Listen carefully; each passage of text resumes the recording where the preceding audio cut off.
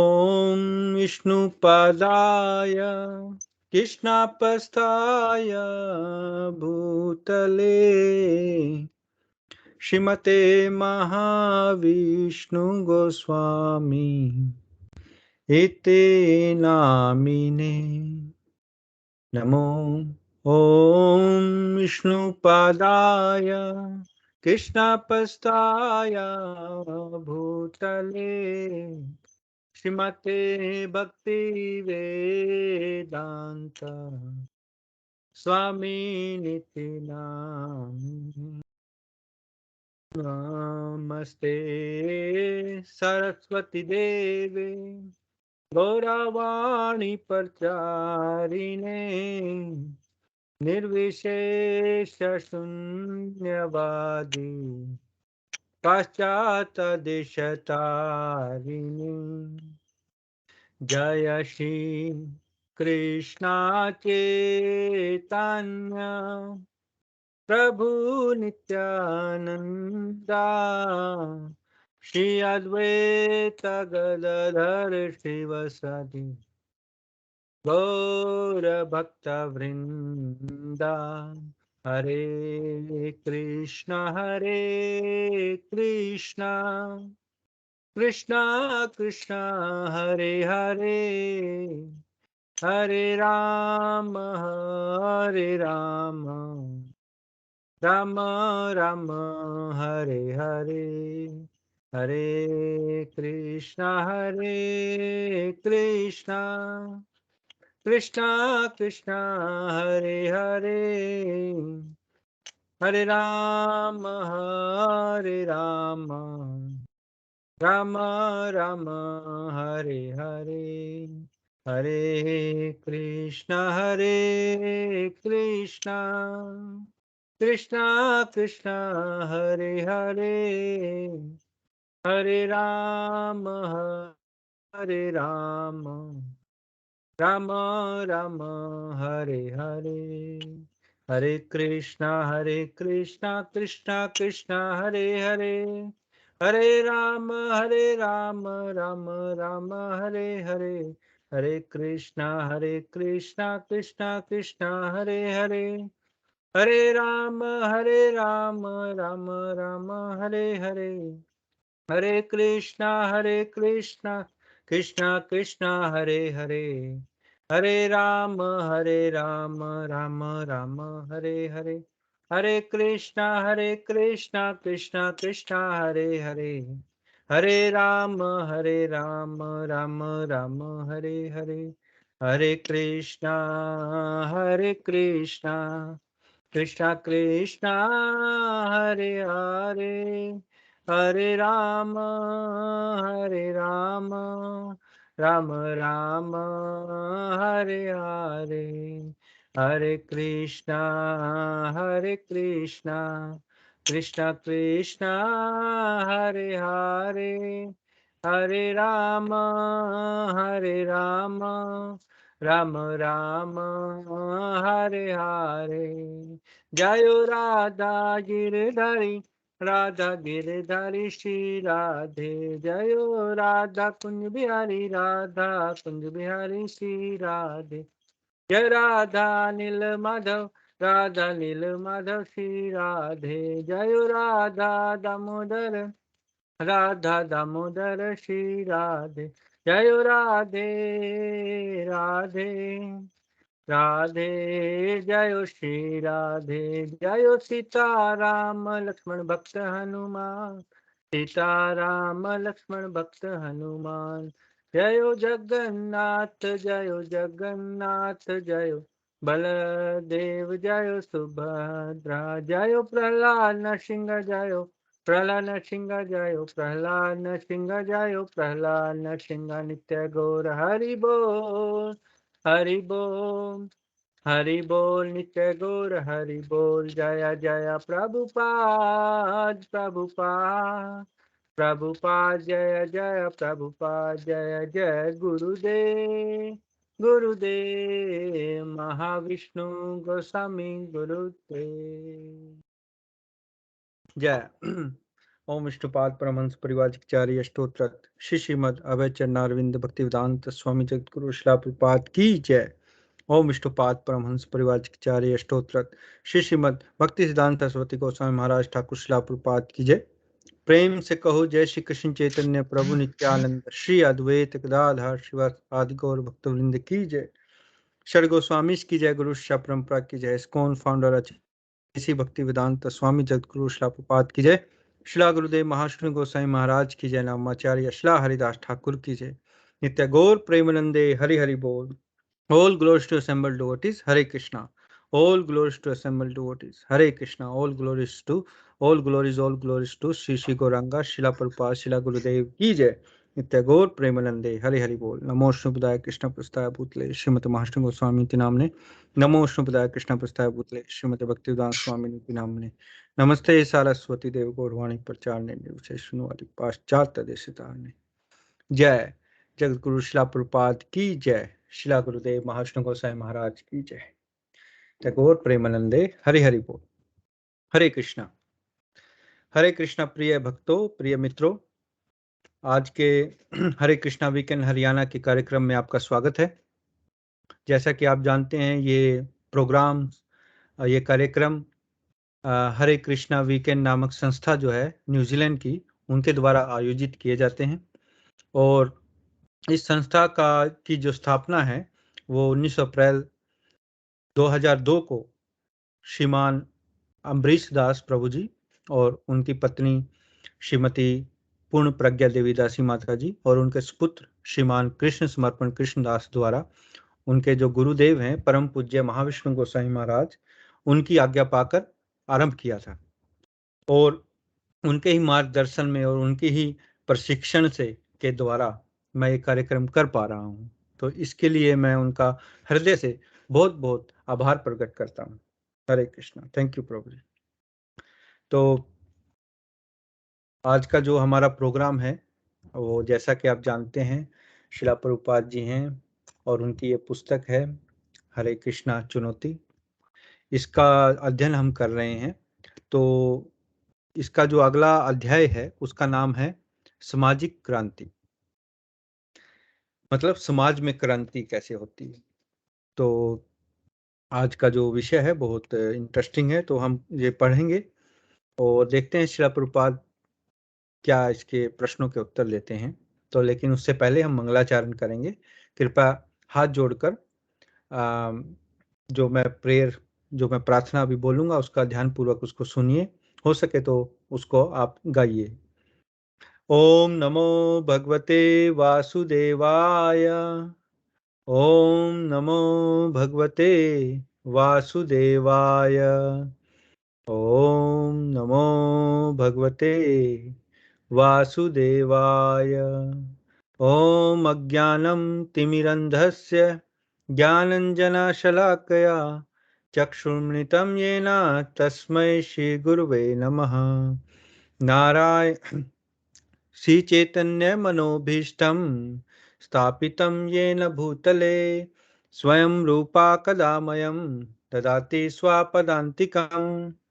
वन्देऽहं श्रीगुरो श्रीपदकमलं श्रीगुरून् वैष्णवांश्च श्रीरूपं साग्रजातं सगणा रघुनाथं वितं तं सजीवं साद्वैतं सावधूतं परिजनसहितं कृष्णचैतन्यदेवं श्री राधा कृष्ण पदान् सगणा ललिता श्री विशाखान्वितांश्च। हे कृष्णा करुणा सिंधु दीनबंधु जगतपते गोपेशा गोपिका कांता राधा कांता नमोस्तुते।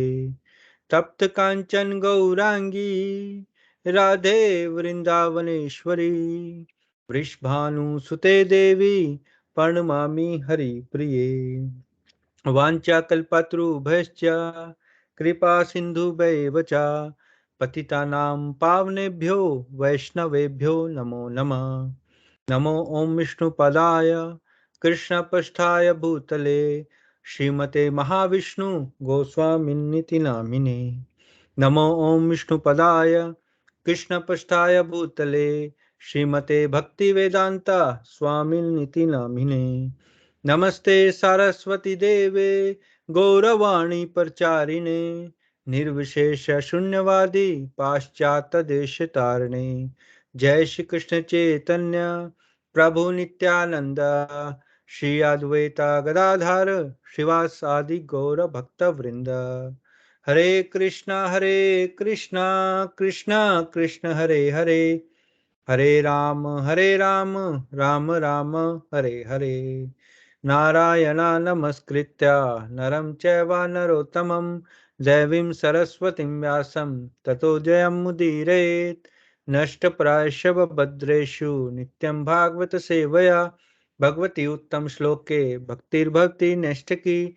हरे कृष्णा कृष्ण कृष्ण हरे हरे, हरे राम राम राम हरे हरे। जय शिला जगत गुरु शिला प्रपात की जय। शिला गुरुदेव महाविष्णु गोसाई महाराज की जय।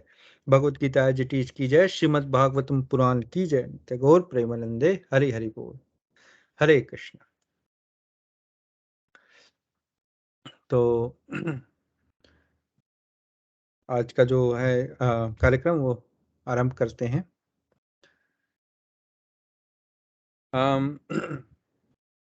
तो जैसा कि मैंने बताया कि आज का जो अध्याय है उसका शीर्षक है सामाजिक क्रांति, मतलब समाज में क्रांति। तो यह वार्तालाप 6 जून 1974 को शिला प्रभुपाद एवं संयुक्त राष्ट्र विश्व स्वास्थ्य संगठन के सदस्यों के बीच जिनेवा में हुआ। मतलब जो पूरे विश्व की हेल्थ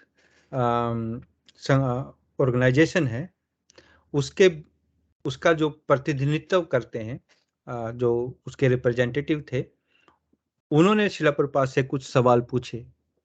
तो आइए क्या पूछे हैं पढ़ते हैं। तो शिला प्रभुपाद बोल रहे हैं, आप सारे विश्व में या विश्व में कहीं पर भी इस प्रयोग को कर सकते हैं जिस प्रकार हम कर रहे हैं। सीधा साधा जीवन व्यतीत कीजिए, आत्मनिर्भर होइए, अपनी आवश्यक वस्तुएं फैक्ट्रियों से न लेकर खेतों से लीजिए और ईश्वर के पवित्र नामों का गुणगान कीजिए। अर्थात यहाँ शिला प्रभुपाद बताने की कोशिश कर रहे हैं, जैसे हमने पहले पढ़ा, सादा जीवन उच्च विचार।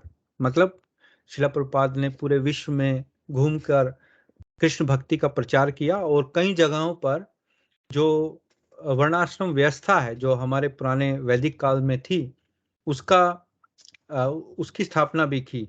मतलब वहाँ जैसे जमीन पर लोकली सब्जियां और जो अपना खाद्य पदार्थ हैं उनको उगाते थे जो भक्तगण थे, और गायों से दूध प्राप्त होता था, और अपनी जितनी भी जरूरतें हैं उनका जो पूरा करना था वो जहाँ तक हो सके लोकल ही उसका उन जरूरतों को पूरा किया जा रहा था, ना कि फैक्ट्रियों से या कहीं बाहर से मंगवा कर। मतलब आत्मनिर्भरता जिससे आ जाए। तो यहाँ शिला प्रभुपाद उसका उदाहरण दे रहे हैं। तो आगे शिला प्रभुपाद कह रहे हैं कि इस औद्योगिक तंत्र में चाहे पूंजीवादी हो या साम्यवादी, केवल थोड़े से बड़े लोग अन्य लोगों के खर्चे पर सुखी तथा कथित सुखी हो सकते हैं, क्योंकि इन कतिपय मतलब कतिपय भ्रष्ट लोग, मतलब जो भ्रष्ट लोग हैं, उन उनके द्वारा अन्य लोगों का शोषण किया जाता है या बेरोजगार रहने दिया जाता है या उनको बेरोजगार कर दिया जाता है। इसलिए अन्य लोग भी भ्रष्ट हो जाते हैं। वे काम से कतराते हैं और सुस्ताते रहते हैं या फिर ईमानदारी से कार्य नहीं करते। और भी अनेक बातें हैं।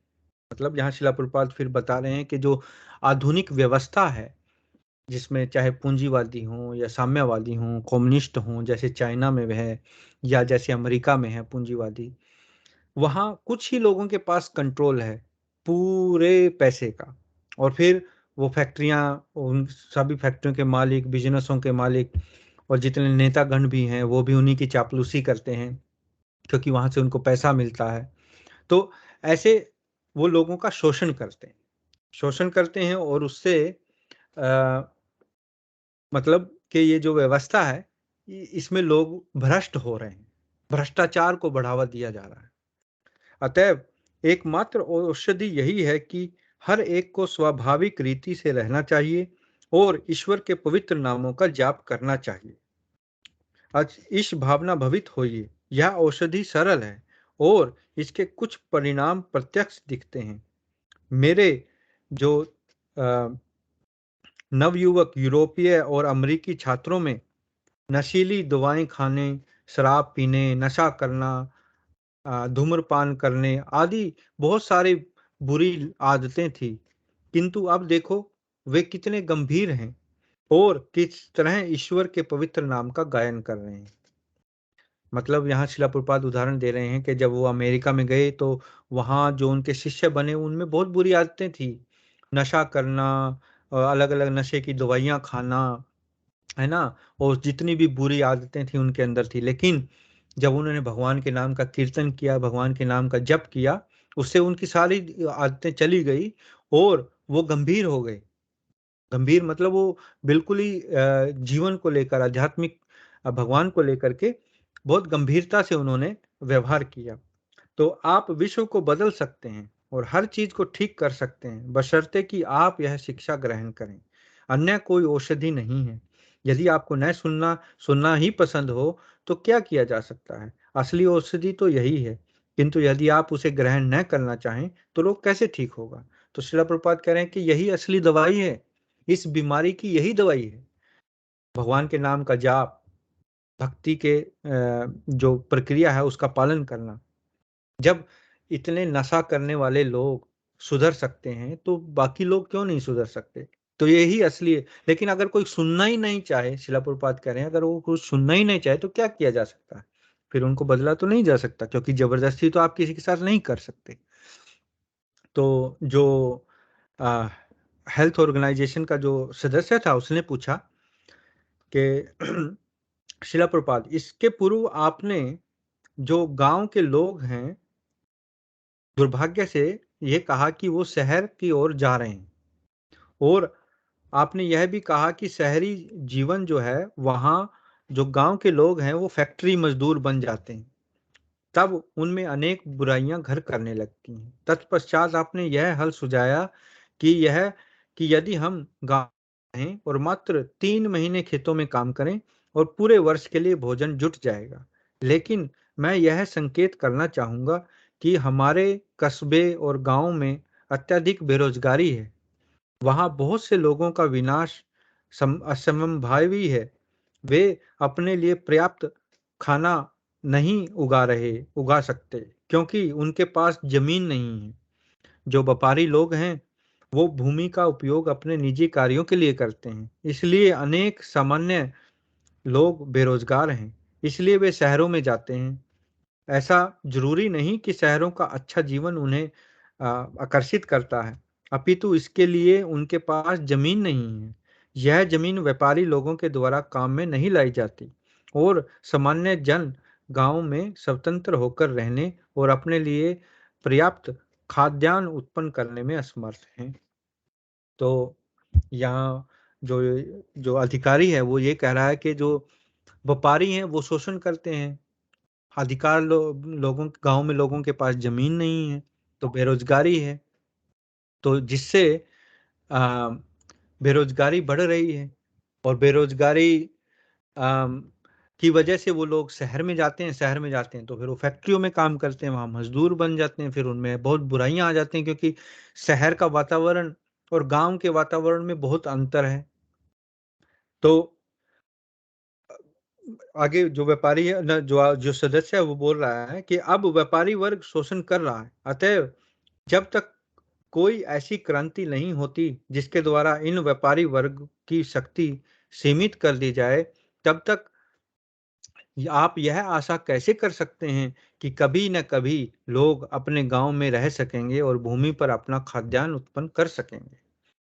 तो मतलब यहाँ जो ये अधिकारी है वो ये इंगित करना चाहता है, ये बताना चाहता है कि जो व्यापारी लोग हैं वो लोगों का, भोले भाले गांव वाले लोगों का शोषण कर रहे हैं। मतलब जैसे कि हम देखते हैं कि किसान तो उगाता है, लेकिन जब किसान की फसल आती है तो जो व्यापारी लोग हैं वो उसको कोड़ियों की भाव में लेते हैं और फिर आगे महंगे में बेचते हैं। तो जो बीच का जो बिचौलिया है वो पैसे कमा रहा है, तो उससे ना तो उनको जो किसान हैं उनको पर्याप्त मात्रा में उन फसल का मूल्य मिल रहा है, और ना ही उनका जो स्तर है जीने का वो ऊपर हो रहा है। मतलब वो संघर्ष कर रहे हैं, वो इतना भी खाना मतलब अपने जीवन का यापन नहीं कर पा रहे हैं। तो शिला प्रभुपाद आगे बता रहे हैं, बात यह है कि सरकार का दायित्व है कि वह देखे कि कोई भी व्यक्ति बेरोजगार ना रहे, वही अच्छी सरकार है। वैदिक प्रणाली में समाज में 4 वर्ग हैं। ब्राह्मण अर्थात विचारशील, जो शिक्षा और सलाह देता है। क्षत्रिय या प्रभावशाली वर्ग, जो रक्षा करता है और संगठन करता है। तत्पश्चात वैश्य या व्यापारी वर्ग, जो भूमि तथा गांवों की देखभाल करता है। गांव मतलब गायें जो हैं, गायों की देखभाल करता है तथा खेती करता है और ध्यान देता है। तथा शूद्र या श्रमिक वर्ग, जो अन्य वर्गों की सहायता करता है। मतलब यहाँ शिला प्रभुपाद बता रहे हैं कि जो सरकार है उसको ये अच्छी सरकार वही है जो सबको रोजगार दे, मतलब बेरोजगारी ना हो, सबको काम मिले। और जो स्वाभाविक 4 प्रकार के जो प्रणाली है जो हमारे वैदिक काल में था, जैसे पहला है ब्राह्मण वर्ग, जो विचारशील और समूह, जो शिक्षा और सलाह देता है। आज भी हम देखते हैं, हालांकि ये वर्ग सिस्टम अब नहीं है, अब तो जाति प्रथा आ गई है, लेकिन जो जो वर्ण वर्ण व्यवस्था थी, जो वर्ग थे, उसमें ब्राह्मण कोई मतलब जाति से ब्राह्मण नहीं, ब्राह्मण का मतलब जो शिक्षा देता है। हम जैसे स्कूल में हम पढ़ते थे तो हम अपने शिक्षकों को कभी गुरुजी भी बोलते थे, है ना। तो ऐसा शिक्षक मतलब जो शिक्षा जो थोड़ा बुद्धिमानी का काम करते हैं, मतलब पढ़ने का, पढ़ाने का, है ना, और सलाह देने का। जैसे गवर्नमेंट में भी महकमे होते हैं जो आ, सलाहकार होते हैं, जिनको सलाहकार किया कहा जाता है, जो जैसे प्रधानमंत्री हैं, मंत्री हैं, उनको सलाह देते हैं। तो ऐसा जो वर्ग है, और उनको ब्राह्मण वर्ग में माना जाता है, मतलब वो उस लेवल का काम करते हैं। फिर क्षत्रिय, क्षत्रिय मतलब खाली राजपूत क्षत्रिय नहीं, राजपूत तो है ही थे, लेकिन क्षत्रिय का मतलब था जैसे आज की उसमें फौज को लगा लो, जो हमारी आर्मी है वो क्षत्रियों की है। मतलब वो रक्षा करते हैं, वो लड़ते हैं, वो युद्ध में अपने देश की रक्षा करते हैं, संगठन करते हैं। ऐसे ही अलग हैं, पुलिस है, सीआरपीएफ है, और जितने भी ये जो संगठन हैं जो सरकार द्वारा चलाए जाते हैं, वो सरकार का अंग हैं, तो वो क्षत्रिय हैं, क्षत्रिय कैटेगरी में आते हैं, उस वर्ग में आते हैं। फिर वैश्य या व्यापारी, जिसमें व्यापारी लोग आ जाते हैं, और किसान आते हैं जो खेती करते हैं, गायों का पालन करते हैं, है ना, पशुधन का। और फिर जो व्यापारी हैं, जो व्यापार का लेन देन करते हैं, उस फसल को आगे बेचते हैं, लोगों तक पहुंचाते हैं। और फिर सबसे लास्ट में है शूद्र यानी श्रमिक वर्ग, जो लेबर क्लास है, जो सब जगह काम करते हैं, जो मजदूर हैं, जो बुद्धिमानी का काम नहीं कर सकते, जो मतलब क्षत्रिय का काम नहीं कर सकते, तो वो श्रमिक हैं, मतलब श्रम का काम करते हैं। इनमें से कोई ऊंचा या नीचा नहीं, ये सभी अपना अपना जो कैपेसिटी है, जो मेरी जो समर्थता है, मैं वही काम करूंगा ना। अब ये तो नहीं है कि मैं मेरे शरीर में इतनी ताकत नहीं और मैं जाके लड़ने लगूं, है ना, तलवार मेरे से उठाई ना जाए, मशीन गन मेरे से उठाई ना जाए और मैं बोलूं कि मैं वहां लड़ूं, इतना मेरे शरीर में ताकत नहीं है। तो मैं तो वही काम करूंगा ना जितनी मेरी कैपेसिटी है, जिस जो मेरा स्वभाव है, क्योंकि भगवान भगवत गीता में कहते हैं चतुर्वर्ण मया सृष्टम, मतलब जो ये 4 वर्ण है मेरे द्वारा बनाए गए हैं। और ये गुण कर्मा विभागश्च, ये गुण और कर्म के से विभाग होते हैं, उस जन्म से नहीं, गुण और कर्म से। तो आगे शिला प्रभुपाद कह रहे हैं, इसका अर्थ है कि सरकार में प्रभावशाली क्षत्रियों का होना आवश्यक है, जो अन्य सभी लोगों की रक्षा करें, तथा इसका ध्यान रखें कि विभिन्न वर्ग के लोग अपना अपना कार्य करें।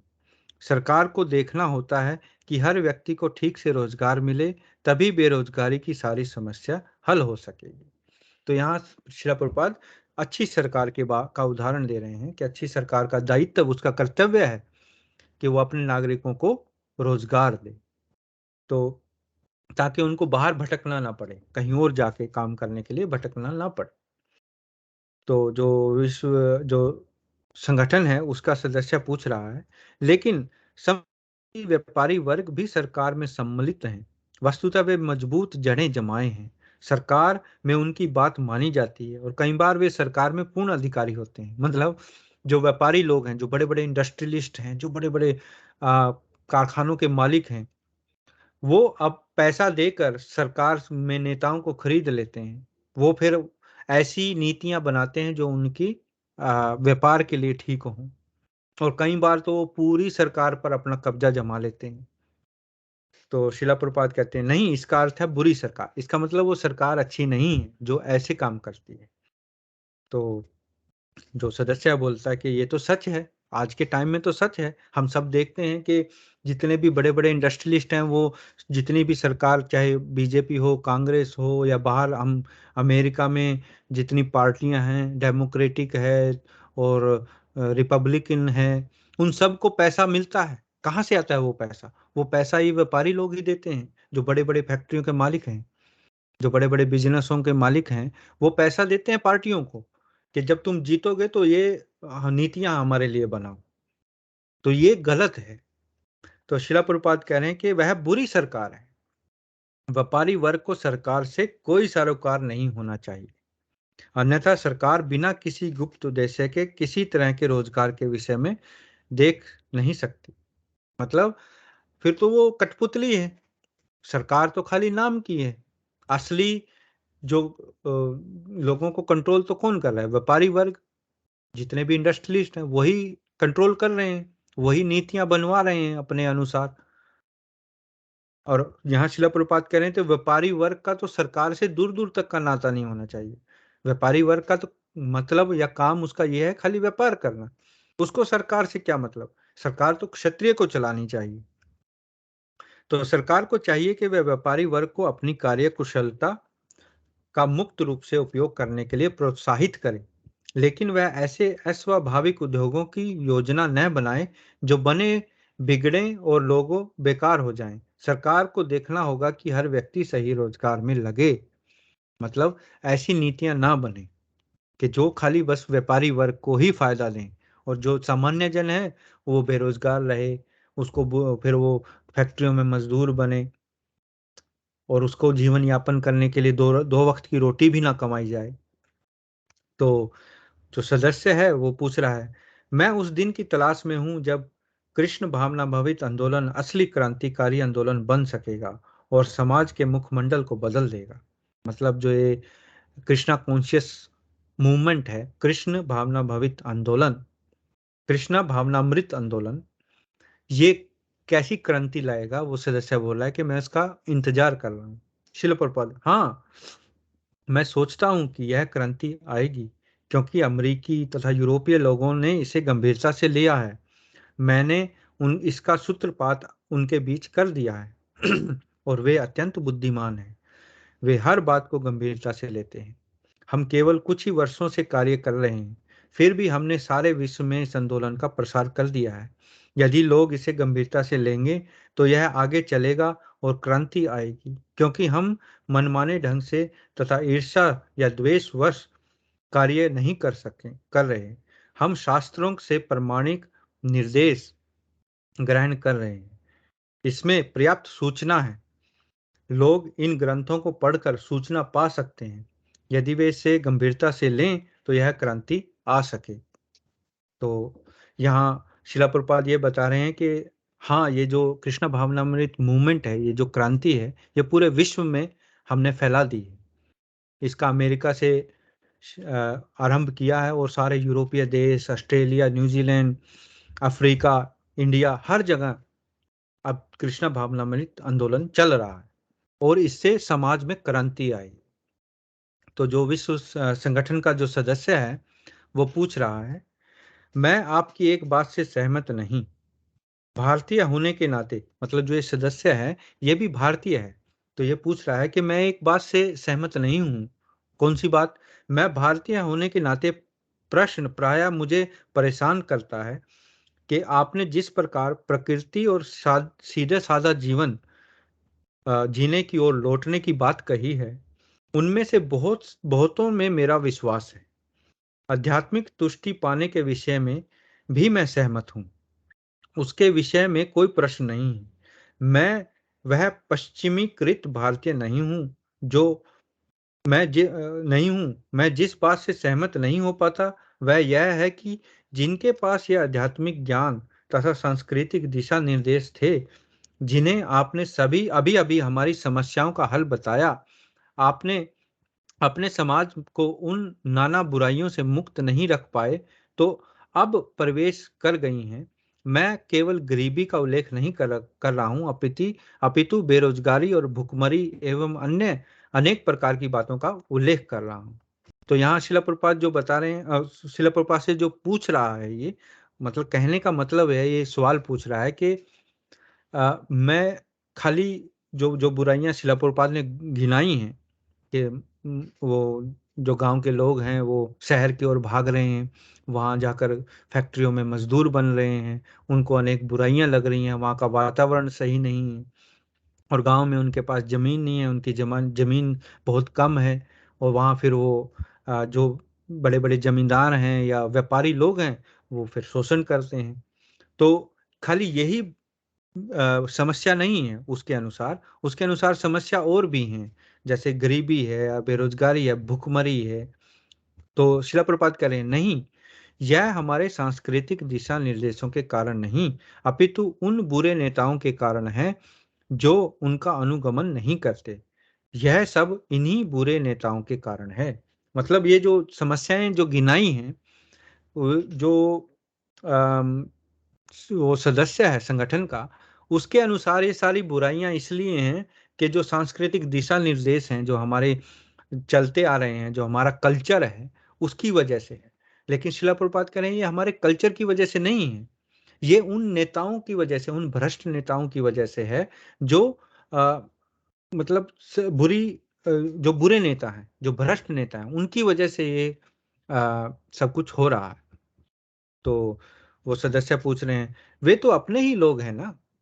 मतलब ये कह रहा है कि जो नेता बने हैं, जो बुरे नेता हैं, जो भ्रष्ट हैं, वो भी तो इंडियन ही हैं। मतलब इंडियन कहने का मतलब वो भी तो भारतीय ही हैं। तो फिर ऐसा क्यों हो रहा है? तो शिला प्रभुपाद कह रहे हैं, चाहे वो हमारे लोग ही हों, वे हमारे पिता ही क्यों ना हों। प्रहलाद महाराज भगवान के भक्त थे, फिर भी उनके पिता हिरण्यकश्यपु निपट असुर थे। तो क्या किया जा सकता है? अधिकांश लोग नेक हैं, फिर भी हम देखते हैं कि उनका नेता ईश्वरवहीन असुर होता है। तो यहाँ शिला प्रभुपाद कह रहे हैं तो इसमें क्या किया जा सकता है? अब प्रहलाद महाराज का उन्होंने उदाहरण दिया कि प्रहलाद महाराज का बाप इतना असुर था, सबसे बड़ा असुर था, तो क्या किया जा सकता है? हम ज्यादातर लोग तो बेचारे ईमानदार हैं, वो तो नेक हैं, लेकिन उनके नेता ही ऐसे असुर बैठे हैं ऊपर, तो क्या किया जा सकता है? तो संगठन का सदस्य, हाँ, हिरण्यकशिपु का विनाश तो होना ही था शिला प्रभुपाद, इसलिए वह विनष्ट कर दिया, ईश्वर की कृपा से वह विनष्ट कर दिया गया और आधुनिक जो आसुरी नेताओं में से हर एक का विनाश होगा। वे सभी विनष्ट होंगे, किंतु हर काम में समय लगता है। तो यहाँ शिला प्रभुपाद कह रहे हैं जो ये असुर नेता बैठे हैं, इन सब का एक एक करके विनाश होगा, लेकिन थोड़ा टाइम लगेगा। संप्रति संप्रति हमारे नेतागण बहुत नेक नहीं हैं, वे अंधे हैं, उन्हें कोई ज्ञान नहीं है और फिर भी वे मार्गदर्शन कर रहे हैं। यानी कि एक फिर शिला प्रभुपाद जो हैं श्रीमद् भागवतम का एक श्लोक है, उसका उदाहरण दे रहे हैं और वो श्लोक कहता है कि एक अंधा दूसरे अंधे को ले जा रहा है गड्ढे में। इन नेताओं ने संसार की आदि आध्यात्मिक संस्कृति की हत्या कर दी है और ये उसके बदले में कुछ नहीं दे सकते। मतलब हमारे नेता अंधे हैं, आध्यात्मिक दृष्टि से बिल्कुल अंधे हैं, और जैसे एक अंधा दूसरे का अंधे को ले जाता है और आगे खुद भी खड्डे में गिरता है और दूसरे को भी खड्डे में गिराता है, तो ऐसे अंधा अंधे को ठेल रहा है, ऐसे ही हमारे नेता हैं। तो जो श्लोक शिला प्रभुपाद यहाँ बता रहे हैं वो मैं पढ़ के सुनाता हूँ। वो श्रीमद् भागवतम के 7वें स्कंद के 5वें अध्याय का 31वां श्लोक है, जहां प्रहलाद महाराज बता रहे हैं। तो प्रहलाद महाराज बहुत बड़े भक्त थे भगवान के, और उन्होंने बहुत अच्छी शिक्षाएं दी हैं। श्रीमद् भागवतम में प्रहलाद महाराज की शिक्षाएं पढ़ने लायक हैं, और हमारे जीवन में उतारने लायक हैं। तो मैं पढ़ता हूं। न ते विदुः स्वार्थगतिं हि विष्णुं दुराशया ये बहिरर्थमानिनः अंधा यथान्धे रूपणीयमानास्ते अपीशा तंत्रयामूर्धमा दमापनिबद्धः। यत अंधा यथान्धे रूपयमान, मतलब अंधा अंधे को धकेल रहा है। तो इसका अनुवाद, जो लोग भौतिक जीवन के भोग की भावना द्वारा दृढ़ता से बंधे हैं, और जिन्होंने अपने ही समान बाह्य इंद्रियों विषयों में आसक्त अंधे व्यक्ति को अपना नेता या गुरु स्वीकार कर रखा है, वे यह नहीं समझ सकते कि जीवन का लक्ष्य भगवत धाम को वापस जाना है तथा भगवान विष्णु की सेवा में लगे रहना है। जिस प्रकार अंधे व्यक्ति द्वारा ले जाया गया दूसरा अंधा व्यक्ति सही मार्ग भूल सकता है और गड्ढे में गिर सकता है, उसी प्रकार भौतिकता से आसक्त व्यक्ति अपने ही जैसे किसी दूसरे व्यक्ति द्वारा मार्ग दिखलाए जाने पर सकाम कर्म की रस्सियों द्वारा बंधे रहते हैं, जो अत्यंत मजबूत धागों से बनी होती हैं। और ऐसे लोग 3 प्रकार के कष्ट सहते हुए पुनः पुनः भौतिक जीवन प्राप्त करते रहते हैं। मतलब इस श्लोक में प्रहलाद महाराज हैं वो बता रहे हैं कि जो हम अंधे व्यक्ति हैं, जो अपनी इंद्रिय तृप्ति के नशे में इतना अंधे हैं कि उनको बस सिर्फ अपने इंजॉयमेंट का ही की परवाह है, तो ऐसे लोग नेता बन गए हैं। और फिर उनके पीछे जो दूसरे लोग हैं वो भी अंधे हैं, वो भी अपनी इंद्रिय तृप्ति में लगे हैं, और फिर दोनों गड्ढे में गिरते हैं, और पुनः पुनः फिर इसी चक्कर में जन्म मृत्यु जरा व्याधि, जन्म मृत्यु जरा व्याधि, इस चक्कर में फंसे रहते हैं। इसका जो तात्पर्य है वो छोटा सा है, मैं पढ़ देता हूँ। तो शिला प्रभुपाद कह रहे हैं, चूंकि असुरों तथा भक्तों के विचारों में अंतर होना चाहिए, अतएव जब हिरण्यकश्यप की आलोचना उसके पुत्र प्रहलाद महाराज द्वारा की जा रही थी, तो उसे इस पर आश्चर्य नहीं होना चाहिए था कि वे उसकी जीवन शैली से सहमत न हैं। तो भी हिरण्यकश्यप अत्यंत क्रुद्ध था और अपने पुत्र को अध्यापक या गुरु का उपहास करने के लिए डांटना चाहता था, क्योंकि उसके अध्यापक महान आचार्य शुक्राचार्य के ब्राह्मण परिवार में उत्पन्न हुए थे। शुक्र शब्द का अर्थ है वीर्य, और आचार्य का अर्थ है गुरु का सूचक है। आदि काल से वंशानुगत गुरुओं को मान्यता प्राप्त होती रही है, किंतु प्रहलाद महाराज ने ऐसे जन्मजात गुरु को या उसके उपदेश को ग्रहण करने से इनकार कर दिया था। वास्तविक गुरु क्षेत्रीय श्रोत्रिय होता है, और जो परंपरा से पूर्ण ज्ञान सुनता है या प्राप्त किए होता है। अतएव प्रहलाद महाराज ने जन्मजात गुरु को मान्यता नहीं दी। ऐसे गुरु विष्णु में तनिक भी रुचि नहीं दिखाते। निस्संदेह वे भौतिक सफलता के इच्छुक हैं। बहिरर्थ मानिनः, मतलब बाहरी मान के, बाहरी बही का मतलब है अर्थ, बाह्य, और इसका हित का अर्थ है हित, तथा मानिना का अर्थ है गंभीरता से लेना। एक तरह से सभी लोग आध्यात्मिक जगत से अनजान हैं। भौतिकवादियों का ज्ञान इस भौतिक जगत की 400 करोड़ मील की सीमा तक संकुचित है, जो सृष्टि का अंधकार में अंश है। वे यह नहीं जानते कि इस भौतिक जगत के परे आध्यात्मिक जगत भी है। जब तक कोई भगवान का भक्त नहीं होता, वह आध्यात्मिक जगत के अस्तित्व को नहीं समझ सकता। ऐसे गुरु जो इस भौतिक जगत में ही रुचि रखते हैं, अंधे कहे गए हैं। ऐसे अंधे उन अनेक अंधे अनुयायियों को मार्गदर्शन कर सकते हैं जिन्हें भौतिक दशाओं का सही ज्ञान नहीं है, किंतु ऐसे लोग प्रहलाद महाराज जैसे भक्तों द्वारा स्वीकार नहीं किए जाते। ऐसे अंधे गुरु बाह्य भौतिक जगत में रुचि रखने के कारण सदैव प्रकृति की मजबूत रस्सियों द्वारा बंधे रहते हैं। जय शिला प्रभुपाद। तो यहाँ शिला प्रभुपाद ने बहुत अच्छे से समझाया कि जैसे प्रहलाद महाराज क्योंकि ये जो श्लोक आता है, ये श्लोक आता है जब प्रहलाद महाराज को जो उसके पिता हिरण्यकशिपु वो पढ़ने के लिए भेजते हैं शुक्राचार्य के जो पुत्र हैं उनके पास। शुक्राचार्य जो असुरों का गुरु है और उसके पुत्र हैं, तो उसके जो पुत्र हैं उनको आ,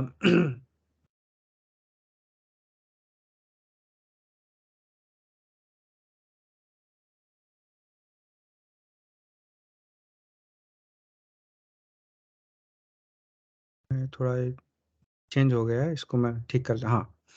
तो जो उनके पुत्र हैं वो आ, ऐसे गुरु हैं जो जन्मजात गुरु हैं, बताया है, मतलब जन्म से कोई गुरु नहीं हो सकता।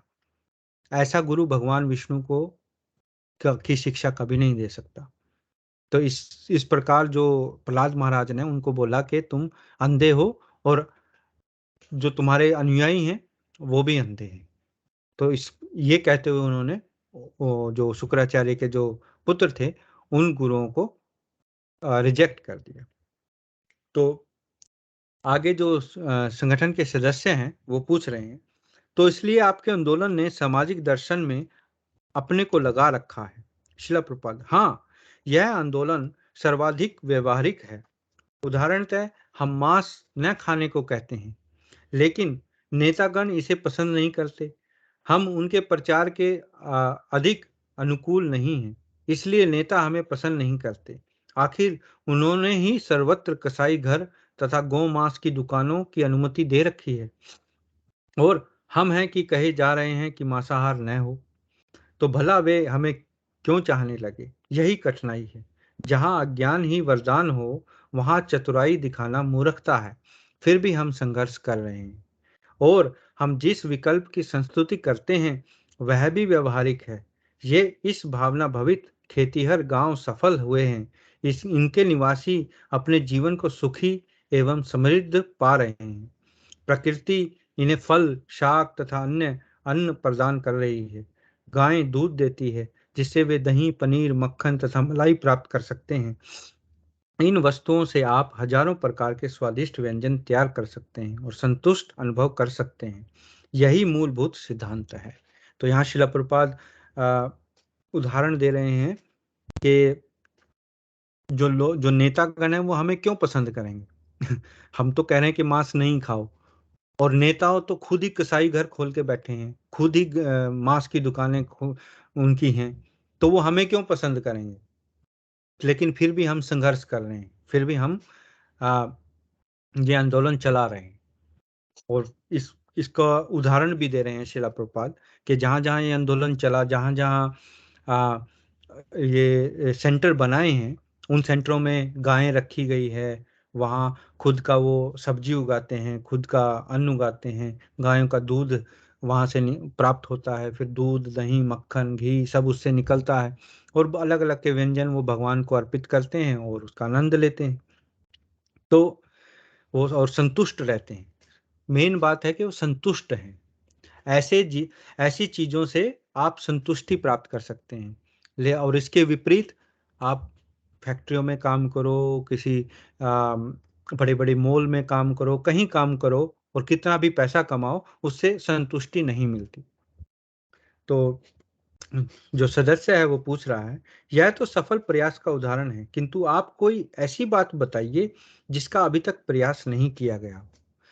मतलब जो शिला प्रभुपाद ने उदाहरण दिया, इसका मतलब वो जो सदस्य है बोल रहा है कि जो आपके सेंटर हैं वो तो चल रहे हैं, ठीक है, लेकिन कोई आप और उदाहरण बताइए जिसका अभी तक प्रयास नहीं किया गया जो हम कर सकें। तो शिला प्रभुपाद, नई बात यह है कि इस भावना भवित, मतलब जो भगवान में विश्वास रखते हैं, ऐसे किसान गांव में रहने वाले इन लोगों को जीविकोपार्जन के लिए दूर नहीं जाना पड़ता। आधुनिक समाज के लिए यह नहीं बात है। संप्रति बहुत से लोगों को फैक्ट्री या कार्यालय तक पहुंचने के पूर्व कुछ दूर यात्रा करनी पड़ती है। जब रेलवे हड़ताल हुई थी तो संयोगवश मैं बंबई में था। लोगों को अपार कष्ट झेलना पड़ा। देखा आपने, काल 5 बजे से गाड़ी पकड़ने के लिए वे लाइन में खड़े थे। निस्संदेह हड़ताल के दौरान शायद ही कोई गाड़ी चल रही थी, अतः लोग काफ़ी मुसीबत में थे। लेकिन फिर भी कोई एक आधी गाड़ी चल रही थी, तो डिब्बे में घुसने के लिए मारामारी हो रही थी। वे पीसे जा रहे थे, यहाँ तक कि वे गाड़ी की छत पर भी चढ़े थे। हाँ, अधिक जो औद्योगिकीकृत बड़े चढ़े देश में लोग अपनी अपनी मोटर कारों में फैक्ट्रियां या कार्यालय में जाते हैं और राजमार्ग में उनकी दुर्घटना में मारे जाने की संभावना बनी रहती है। तो प्रश्न यह है कि किसी को मात्र अपने जीवन की जीविका कमाने के लिए अपने घर से मीलों दूर यात्रा करने के लिए प्रेरित क्यों किया जाए? यह बहुत ही बुरी सभ्यता है। भोजन तो हर एक को अपने रहने के स्थान पर ही मिलना चाहिए। यही अच्छी सभ्यता है। तो यहाँ शिला प्रभुपाद देखो कितना गुड एग्जाम्पल दे रहे हैं। यहाँ जहाँ मैं रहता हूँ, यहाँ भी मैं यहाँ तो शिला प्रभुपाद बॉम्बे का उदाहरण दे रहे हैं कि वहाँ एक बार हड़ताल हो गई रेलवे की और लोगों को काम पे जाना था, तो बहुत मारामारी हो गई, एक के ऊपर दूसरा चढ़ा और पीछे जा रहे हैं लोग डब्बे में घुसने के लिए। और यहाँ आप देखोगे सुबह अगर आपको काम पे जाना है, यहाँ हालांकि गाड़ी है, शिला प्रभुपाद बोल रहे हैं कि यहाँ मोटर कारों में जाते हैं लोग, लेकिन एक एक घंटे की लाइनें लगती हैं यहाँ भी सड़कों पर।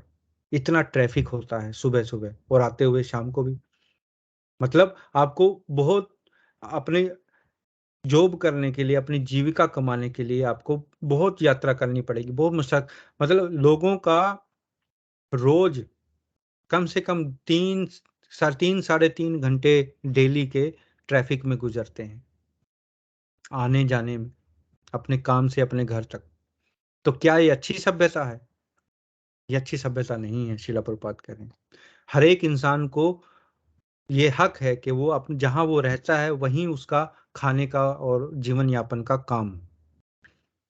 तो जो संगठन का सदस्य है वह कह रहा है, जहां तक मैं समझ सका हूं आपका उद्देश्य भोजन के मामले में हर एक को आत्मनिर्भर बनाना है, किंतु यदि सारे लोग भोजन के उत्पादन में लग जाएंगे तो अन्य वस्तुएं कौन जुटाएगा? तो यहाँ वो सदस्य फिर पूछ रहे हैं कि अगर सारे ही खेती लग जाएंगे करने, सारे ही खेतों में काम करेंगे, तो फिर बाकी काम भी तो हैं, वो काम कौन करेगा? तो शिला प्रभुपाद, हम यह नहीं कह रहे हैं कि हर व्यक्ति भोजन क्या को उगाने में लगे। भगवत गीता के अनुसार स्वभावतः कुछ लोग भोजन उत्पन्न करेंगे, मतलब किसान का काम करेंगे। एक वर्ग आध्यात्मिक मार्गदर्शन कराएगा, मतलब जैसे ब्राह्मण हैं, गुरु हैं। कुछ लोग सरकार या राजा के रूप में प्रबंधन संभालेंगे, जैसे सरकार है। और शेष लोग श्रमिक होंगे या अन्य समुदायों की सहायता करेंगे, जैसे कि जो मजदूर वर्ग है। तो हर व्यक्ति किसान नहीं होगा, नहीं। एक मस्तिष्क विभाग होगा, मतलब जो सलाह देते हैं अच्छे, मतलब सरकार को। एक प्रबंधन विभाग होगा, एक श्रमिक विभाग होगा। और ऐसे ही समाज में ऐसे समुदाय ऐसे ही समाज में ऐसे समुदाय स्वाभाविक हैं और इनको आध्यात्मिक अनुशीलन के लिए मिलकर काम करना चाहिए। जय शिला प्रभुपाद की जय। तो यहाँ ये अध्याय समाप्त होता है। तो यहाँ शिला प्रभुपाद जो हैं वो अंत में यही कह रहे हैं कि सभी को कोई खेतों में जाके काम करने की जरूरत नहीं। आप क्योंकि जैसे भगवत गीता में भगवान कृष्ण बता रहे हैं कि 4 वर्ग होते हैं, तो सब अपना अपना काम करते हैं अपने अपनी कैपेसिटी से। तो लेकिन फिर भी शिला प्रभुपाद इसके हक में थे कि हम आत्मनिर्भर हों। हमारा जो ज़्यादा से ज़्यादा जो रोज़मर्रा की ज़रूरतें हैं वो फैक्ट्रियों से ना होकर अपने आसपास जो हमारे खेत हैं उनसे उगा कर हम पूरा करें, नेचुरल तरीके से, प्राकृतिक तरीके से, ताकि हमें वो ज़्यादा संतुष्टि मिले। जो आज जो असंतुष्टि है समाज में, लोगों में, उसका सबसे बड़ा कारण यही है कि लोग एक स्थान से दूसरे स्थान पर भाग रहे हैं। और मैं ये नहीं कर रहा हूँ कि हम लोग नहीं ये कर रहे हैं, लेकिन हमारा उद्देश्य कुछ और है। हम भगवान के जो प्रचार है उसके उद्देश्य को लेकर चल रहे हैं। क्योंकि एक जो भक्तगण हैं वो शहरों में क्यों जाते हैं? ताकि वो जो शहर में लोग स्ट्रगल कर रहे हैं, संघर्ष कर रहे हैं, उनको भगवान के नज़दीक लाया जाए। आपने देखा होगा, मैंने तो देखा है, पता नहीं आपने देखा होगा कि नहीं, कि आप जैसे बड़े-बड़े रेल शहरों में जाएँ, वहाँ रेलवे स्टेशनों पे, बस स्टैंड पे कहीं आपको भक्तगण मिल जाएँगे हरे कृष्णा के। वो भगवत गीता आपको देंगे। वो भगवत गीता का डिस्ट्रीब्यूशन करते हैं। भगवत गीता है, दूसरी किताबें हैं और कई जगह तो प्रसाद का डिस्ट्रीब्यूशन भी होता है। तो ऐसे ताकि लोगों को थोड़ा जागृति आए, जो इस क्या कहते हैं रैट रेस में लगे हुए, जो चूहा दौड़ है, इसमें जो लगे हुए हैं। तो इसलिए शिला प्रभुपाद ने यहाँ जो सदस्य है उसके प्रश्नों का उत्तर इस प्रकार दिया, ताकि थोड़ा हमें समझ में आए कि हम इस जो रैट रेस में है इसमें ना लगे रहें। और अ, तो फिर सवाल उठता है कि हम तो यहाँ हैं, हमारे हम तो ऑलरेडी फैक्ट्रियों में काम कर रहे हैं, हम तो ऑलरेडी इस जंजाल में फंसे हुए हैं, तो हम कैसे फिर ये संतुष्टि भरा जीवन जी सकते हैं। तो शिला प्रभुपाद अगर हम सोचें तो शिला प्रभुपाद का कहने का मतलब ये है कि जब हम भगवान की भक्ति करते हैं, भगवान को सब कुछ समर्पित करते हैं, तो भोक्ता राम यज्ञ तपसा, भगवत गीता के 5वें अध्याय का 29वां श्लोक है। सभी यज्ञों का, सभी कामों का जो भोक्ता है वो भगवान है। हम सब चीजों को भगवान को अर्पित करते हैं, तो वो संतुष्टि हमें लाता है, क्योंकि असली मालिक वही है। और जब वो हम भगवान को भगवान की चीज अर्पित करते हैं तो भगवान उससे खुश हो जाते हैं और फिर उस चीज को हम ग्रहण करते हैं, चाहे वो घर है, चाहे वो गाड़ी है, चाहे वो पैसा है, चाहे वो धन भोजन है, चाहे वो फल है, फ्रूट है, कुछ भी। हमारा जीवन हमें भगवान को अर्पित करना चाहिए, तो संतुष्टि ही संतुष्टि है।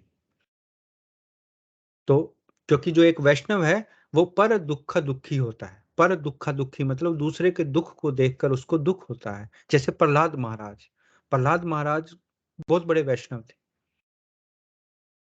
तो वो मतलब दूसरे के बारे में वो सोचते थे। तो इस प्रकार जो भक्तगण है वो खाली अपने बारे में नहीं सोचते कि हाँ जी मैं ठीक हूँ, मेरे पास तो जमीन है गाँव में, मैं जाके वहां रह लेता हूँ और मुझे क्या लेना देना किसी से। ऐसा नहीं, वो स्वार्थीपन होता है। तो अ, वो करना भी ज़रूरी है। जैसे शिला प्रभुपाद ने सेंटर बनाए, वहाँ गायों को रखा, वहाँ भक्तगण रहे और उन्होंने वो करके दिखाया, जो जिसको वर्णाश्रम सिस्टम कहते हैं उसको करके दिखाया। तो वो भी ज़रूरी है। लेकिन ये भी ज़रूरी है, प्रचार भी ज़रूरी है, भगवान के नाम का प्रचार भी ज़रूरी है। तो हर एक चीज़ का अलग-अलग कैपेसिटी के अनुसार सब करते हैं। मेरे अंदर नई कैपेसिटी है वो करने की, तो मैं ये कर रहा हूँ, है ना? लेकिन ओवरऑल अगर पिक्चर देखा जाए तो सभी भगवान के कृष्ण भावनामृत जो आंदोलन है उसका अंग है। भगवान कृष्ण की ओर सभी भगवान की कृष्ण की सेवा में लगे। तो अभी अगर आपका कोई प्रश्न है, कोई टिप्पणी है, तो आप अब पूछ सकते हैं, तो हम इसके बारे में अब प्रश्न ले लेते हैं। हरे कृष्णा।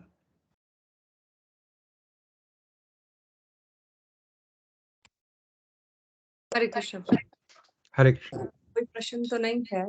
आज में से आपने बहुत अच्छे से एक्सप्लेन करा कैसे श्रील प्रभुपाद जी ने एग्जाम्पल दिए हैं एक साधारण जीवन का, और ये बहुत ही ट्रू है। हम तो यहाँ वेस्टर्न वर्ल्ड में रहकर ये बहुत उससे कह सकते हैं कि कैसे सारा दिन भाग-दौड़ में हम लोग पैसा तो कमाते हैं, पर कैसे उसके साथ-साथ हम जो एंग्जायटी, स्ट्रेस उसका भी वो करते हैं, आगमन करते हैं।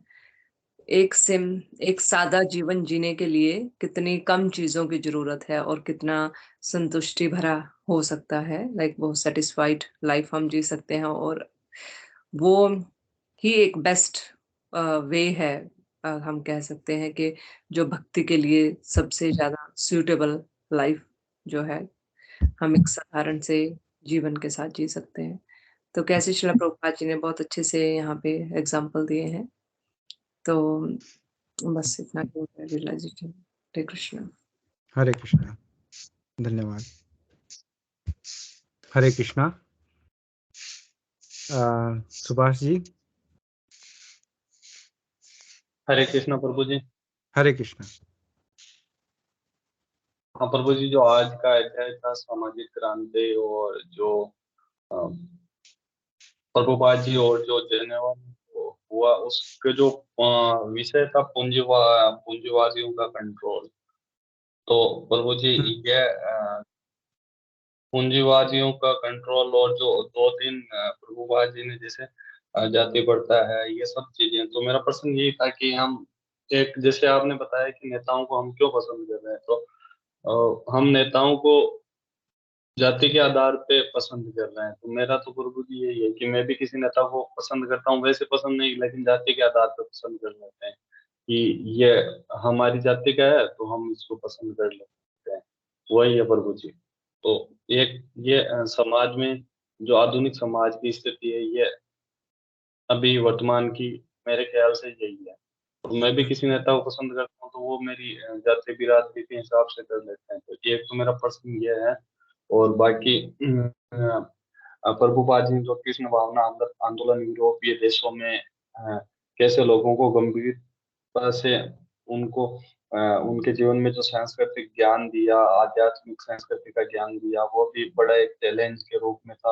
वो उस चैलेंज को लोगों ने कैसे एक्सेप्ट करके अपने जीवन को चेंज किया। और ये एक बड़ा आज की क्लास से सीखने को मिला कि जो कृष्ण भावना आंदोलन पूरे विश्व भर के एक क्रांति आंदोलन के रूप में उभरा, और यूरोपीय देशों में, जिन देशों में चेंज होना एक बड़ी डिफिकल्ट कंडीशन थी प्रभु जी। तो ऐसी स्थिति में लोग चेंज होते हैं और वो अपने आप को एक सांस्कृतिक आध्यात्मिक ज्ञान प्रभुपाद जी ने उनको दिया। हाँ, हरे कृष्णा। बहुत बहुत बढ़िया। जो पहला जो भाग है आपके प्रश्न का, कि किसी नेता को हम चुनते हैं या आप किसी नेता को, हर एक को आज़ादी है, स्वतंत्रता है, आप किसी को भी चुन सकता है। लेकिन असली, अगर हम देखें, जैसे यहाँ आज के अध्याय में हमने पढ़ा कि जो आध्यात्मिक दृष्टि से हमें लगता है कि वो प्रगतिशील है, ऐसे नेता को हमें चुनना चाहिए एटलीस्ट। क्योंकि अब डेमोक्रेसी में क्या है, लोकतंत्र में क्या है, जिसको ज़्यादा वोट मिलेगी वही बनेगा, है ना। और इसकी वजह से क्या है, जो नेतागण हैं वो सिर्फ वोटों का लालच करते हैं। वो जो सही सामाजिक कल्याण के कार्य हैं उनकी तरफ ध्यान नहीं देते। वो सिर्फ ये देखते हैं कि मुझे यहाँ से कितना वोट मिलेगा, तो जिसकी वजह से मैं सरकार में बन जाऊं, और फिर वही पुराना सिस्टम चलता है। अगर सिस्टम को चेंज करना, अगर क्रांति लानी, तो हमें जो अपने नेतागण है उनको चुनने का जो क्राइटेरिया है वो बदलना पड़ेगा, है ना। मैं ये नहीं कहता कि आप गलत कर रहे हैं, सभी लोग चुनते हैं, वो अपनी जाति के नेता को चुनते हैं, खाली आप नहीं ऐसा करते। आप कहीं भी चले जाओ, रियलिटी यही है, वास्तविकता यही है। किसी भी इलाके में आप चले जाओ, राजस्थान, हरियाणा, पंजाब, कहीं भी, पंजाब में चले जाओ, बोले कि बिना पगड़ी वाला हमारा हो ही नहीं सकता मुख्यमंत्री, है। इसलिए हरियाणा में चले जाओ, जाटवाद ज्यादा है ना। और इधर यूपी में चले जाओ, उधर अलग अलग इलाके हैं जहाँ मुस्लिम डोमिनेटेड है ना। तो ऐसे मतलब ये एक सभी लोग ऐसे नेचुरल, ये इंस्टिंक्ट होती है उनकी कि हम, ये हमारी बिरादरी का है, चलो इसको चुन लेते हैं, है ना। लेकिन असली क्राइटेरिया क्या होना चाहिए, जैसे शिला प्रपात बता रहे हैं, कि आध्यात्मिकता की दृष्टि से वो उन्नत होना चाहिए, ताकि वो समझ सके कि असली प्रगति लोगों की किस में, असली क्या कहते हैं इसको, हित किस में है लोगों का। नहीं तो वो अपने हित में ही देखेगा। तो एक तो ये बात है। और दूसरा जो प्रश्न आपका दूसरा भाग था, कि आपने बताया कि जो पूंजीवादी हैं और जो ये देश हैं, यहाँ लोग बदले हैं शिला प्रभुपाद के आंदोलन से। नो डाउट इंडिया में भी बदले हैं लोग, बहुत लोग हरे कृष्णा मूवमेंट में आए हैं और लोगों को की आंखें खुली हैं। क्योंकि क्या हुआ कि अंग्रेजों का इतने साल से भारत पर राज रहा, तो सब कुछ जो पश्चिमी है उसको हमने सोचा, या जो नई जनरेशन है उन्होंने सोचा कि जो पश्चिमी है बस वही ठीक है, हमारा बेकार है ना, हमारी संस्कृति बेकार है, पश्चिम की संस्कृति अच्छी है। तो उसका अंधानुगमन कर रहे हैं, अंधा रूप से बस उसको, चाहे वो गलत है अच्छा है कैसा है उसको अपना रहे हैं। तो इसलिए शिला प्रभुपाद वेस्ट में गए ताकि अंग्रेजों को पहले भक्त बनाया जाए, और फिर जो भारतीय हैं वो देखेंगे देखो अंग्रेज तो कर रहे हैं भक्ति, चलो हमें भी करनी चाहिए। तो ये भी एक अच्छा कारण था, लेकिन वो असली कारण तो आपने गुरुदेव की आज्ञा पाकर वो वेस्ट में गए थे, पश्चिमी देशों में, और वहाँ फिर उन्होंने भगवान के नाम का प्रचार किया। लेकिन अच्छा है, आपने आज का विषय समझा और प्रश्न भी किया, बहुत बढ़िया। हरे कृष्णा। हरे कृष्ण प्रभु। हरे कृष्ण। यशपाल जी, अच्छा हाँ जी लगा सर आप क्लास में आए हैं आज, बहुत अच्छा। आपका कोई प्रश्न या टिप्पणी है आज के विषय में? मेरे पास तो सर बहुत ज्यादा प्रश्न है। हाँ, तो आप कोई एक आध क्वेश्चन पूछ सकते हैं आप। हाँ जी सर। सर ये आप बात कर रहे हैं कि कंपनियां का जो अहम रोल आजकल देखा जा रहा है हर जगह, हम्म इंडस्ट्रियल एरिया जिसे हम कहते हैं। हम्म और सबसे बड़े दुख की बात यह है कि इंडस्ट्रियल एरिया मैंने खुद अपने पास देखा है, बहुत एकड़ जमीन जो कृषि योग्य बहुत ही उम्दा किस्म की थी, वहां पे इंडस्ट्रियल एरिया बना दिया गया, हम्म जिससे निश्चित तौर पर किसान वंचित हो गए अपने रोजगार से। हम्म और कईयों ने लालच के अंदर आकर दे दी, देखा देखी जैसे होता ही है। जैसे हम्म आपने कहा रैट रेस, हम्म रैट रेस तो बहुत ही चिंता का विषय बन चुका है आज के समय में। वो एक पर्टिकुलर फील्ड में नहीं है। हम्म और मैं देख रहा हूँ कि जितना भी प्रदूषण है आज हम देख रहे हैं व्याप्त हमारे वातावरण में, हम्म उसमें 50% तो इन कंपनियों का ही है, हम्म क्योंकि इससे ट्रांसपोर्टेशन भी जुड़ता है। हम्म ये तो है नहीं कि कंपनी एक जगह है और उसका लेन देन नहीं होगा। हम्म और जो लोग उसमें कार्य कर रहे हैं वो भी, उनका कोई निर्धारण नहीं है कि इतने घंटे काम करना है, इतने घंटे काम नहीं करना है। हम्म जिनको ज्यादा लालच दिखता है, अब जैसे प्रवासी यहाँ पर आते हैं वो 12-12 घंटे 14-14 घंटे काम कर रहे हैं, तो निश्चित हम्म ही वो अपना जो है मानसिकता तो खराब कर ही रहे हैं, तो फिर वो आसपास का भी खराब करेंगे। हम्म क्योंकि अब जैसे हम बातचीत कर रहे हैं तो कम से कम सुनने के लिए, समझने के लिए क्षमता तो होनी चाहिए ना, कि क्या हो रहा है आसपास, क्या सरकार कर रही है, क्या शिक्षा प्रणाली हो रही है, क्या हम्म समाज में हो रहा है, क्या हमारे नेता कर रहे हैं। अब हम्म इतना बड़ा, अब आप लगा लो ज्यादातर हम नौकरियां ही कर रहे हैं, तो उनके पास इतना समय ही नहीं है। हम्म। तो जिसके अंदर ये बुराइयां कुछ ज्यादा ही बढ़ गई हैं। हाँ, आपकी ऑब्जर्वेशन अच्छी है, आपने जो ये तथ्य उठाए हैं, और क्योंकि इसमें क्या है दूसरा कि ये है, दूसरा ये भी है कि ज्यादातर कंपनियों के मालिक जो हैं राजनीतिक पार्टियों से डायरेक्ट एंड डायरेक्ट तौर पर जुड़े हुए हैं। यही तो ठीक है प्रॉब्लम जी। है। और दूसरा जो हम, अब आप शराब का ही लगा लो, शराब का सेवन, मैं नहीं मानता आज के समय में शराब का सेवन अपने चरम सीमा पर है, आने वाले समय में उससे भी ज्यादा हो सकता है। हम्म ठीक है। हम्म और सबसे बड़ी बात यह है कि शराब को आप हर जगह देख सकते हैं, हम्म शादियों में देख सकते हैं, रेस्तरां में देख सकते हैं।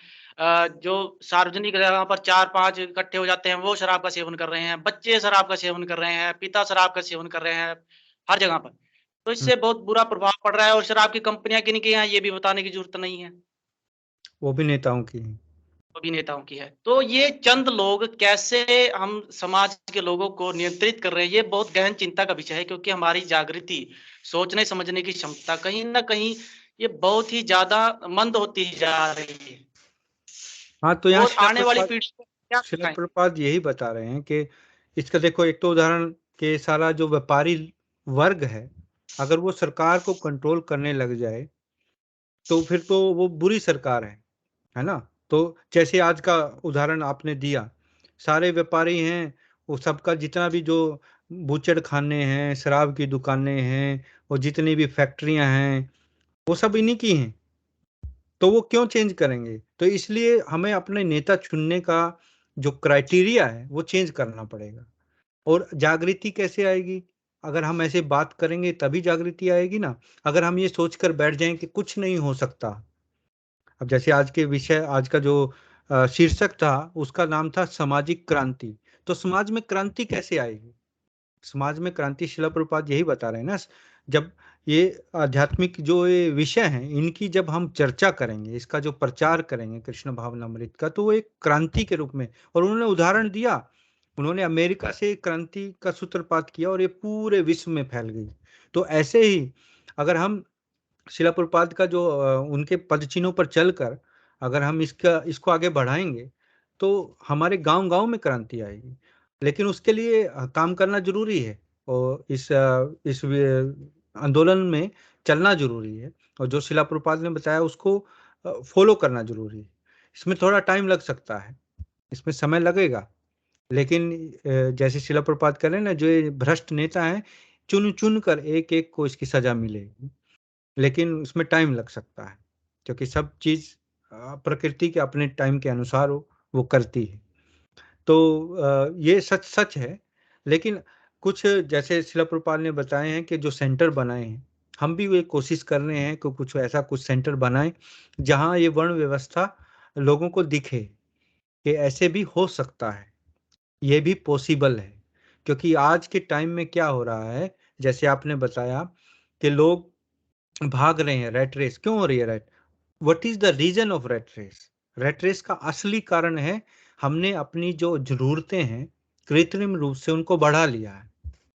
अगर आपके पास एक सिंपल सा 2 3 4 5 हजार के मोबाइल से काम चल सकता है, लेकिन हमने जरूरत बढ़ा दी कि मुझे आईफोन चाहिए 1 लाख रुपए का, तो कहाँ 4 5 हजार रुपए, कहाँ 1 लाख रुपए, जो बीच का अंतर है 95 हजार का, तो वो तो आपको कमाना पड़ेगा ना, या कहीं से आपको बेईमानी करके लाना पड़ेगा। इसी तरह कहीं जितनी भी ज़रूरतें हैं हमारी हमारी बेसिक ज़रूरतें कम हैं, लेकिन हमने कृत्रिम रूप से ज़रूरतें बढ़ा ली।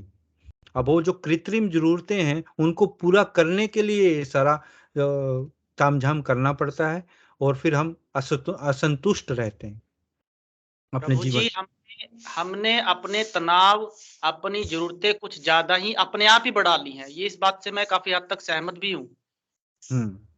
कोई हमें फ़ोर्स तो नहीं कर सकता कि हम आईफ़ोन लें, कोई हमें फ़ोर्स नहीं कर सकता कि हम कार लें, कोई हमें फ़ोर्स नहीं कर सकता कि हम शराब का सेवन करें, कोई हमें फ़ोर्स नहीं कर सकता कि हम महँगे कपड़े लें।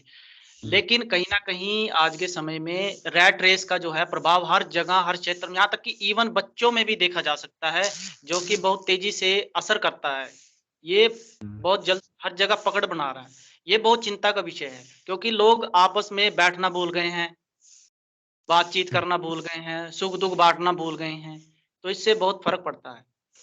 हाँ, ये इसलिए ये थोड़ा छोटा सा प्रयास है हमारा शिला प्रभुपाद की सेवा में, ताकि हम बैठकर कुछ बात करें और भगवान के नाम की चर्चा करें, और शिला प्रभुपाद ने जो ज्ञान बताया है उसको पढ़ें और उसकी चर्चा करें।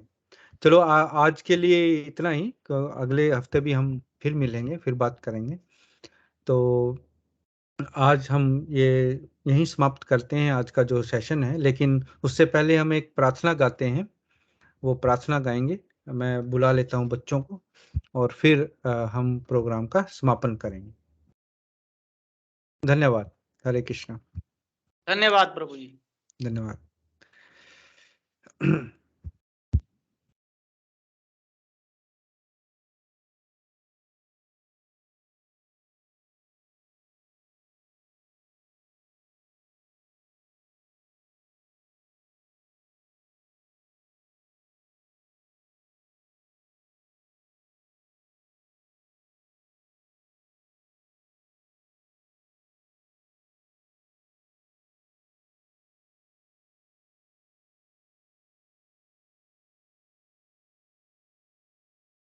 Say Hare Krishna, mother. Hare Krishna. Okay. Start. Maharaj, please hear us. Maharaj, please hear us. We have learned some real good stuff. We have learned some real good stuff. Maharaj, we have learned one thing. Maharaj, we have learnt one thing. And today for you we will sing. And today for you we will sing. If our room is clean, If our room is clean, then our mind is clean. then our mind is clean. If our mind is clean, If our mind is clean, we can do anything. we can do anything. If our room is dirty, If our room is dirty, then so are we. then so are we. And if we are dirty, And if we are dirty, we're not happy. we're not happy. Wasting time Wasting time is the greatest crime. is the greatest crime. Because wasted time Because wasted time means a wasted mind. means a wasted mind. So best is your time So best use your time when you're in your prime. when you are in your prime, And your whole life and your whole life will be sublime. will be sublime. If your wealth is gone, If your wealth is gone, then there's nothing wrong. then there is nothing wrong. And if your health is gone, If your health is gone, that's a different song. that's a different song. If your character dies, If your character dies, then the world will cry. then the world will cry. Only happy behavior Only saintly behavior, and then That's- that humanity thrive. that humanity thrive. Hare Krishna, Krishna Krishna, Hare Hare, Hare Rama, Rama Rama, Hare Hare. Hare Krishna, Krishna Krishna, Hare Hare, Hare Rama, Rama Rama, Hare Hare. We must always remember Krishna always remember Krishna and never forget him too. and never forget him too. But how are we to practice with so many things to do? But how are we to practice this with so many things to do? There's something That is the greatest question. the greatest question. And here's the greatest clue. And here is the greatest clue. You must Learn to work so. see that Krishna remembers you. You must learn to work so nicely that Krishna remembers you. So listen very closely. So listen very closely And make your thinking sharp. and make your thinking sharp. Let's learn. Let's learn how we can live and work so Krishna won't depart. Let's learn how we can live and work so Krishna won't depart. If something sees tomorrow, If something's due tomorrow, finish it today. finish it today. And whatever sees today, And whatever's due today, do it now, don't delay. do it now, don't delay. Your friends might be lazy Your friends might be lazy or doing bad things. or doing bad things, But you think again, but you think again, don't follow them, don't follow them, and you'll win the end. and you will win the end. Whatever work we're given, Whatever work we're given, we do our very best. we do our very best. We only live with what we need and give give Krishna. the rest. We only live with what we need and give Krishna the rest. This is how to live, to work and to play. You learn You learn to live this way. You'll see Krishna every day. This is how to live, to work and to play. You learn to live this way, see Krishna every day. And when the time is up, he'll take us above. And we sing. Talk to him with the heart full of love. And when our time is up, he'll take us up above. We sing and dance with him with a heart full of love. To chant Krishna's name, his glories and his fame It's the only way, is the only way this world. will ever become sin. So chant Krishna's name, his glories and his fame. Is the only way this world will ever become sane. Now please. Now please ask this greatest question. Now please ask this greatest question And find this greatest clue. and find this greatest clue. You can only remember Krishna. You can only remember Krishna If Krishna remembers you. if Krishna remembers you. Hare Krishna, Krishna Krishna, Hare Hare, Hare Rama, Rama, Hare Hare. Hare Krishna, Krishna Krishna, Hare Hare, Hare Rama, Rama Rama, Hare Hare. जय His Holiness Mahavishnu Goswami Maharaj की जय, जगत गुरु श्रीला प्रभुपाद की जय, नित्य गौर प्रेमानंदे, हरि हरि बोल। नमो शुभ्राय कृष्ण प्रस्ताव श्रीमती माता स्वामी के नाम में नमो शुभ्राय कृष्ण प्रस्ताव श्रीमती भक्तिदान स्वामी के नाम में नमस्ते सरस्वती देवी नमस्ते सरस्वती। जय हरे कृष्ण हरे कृष्ण।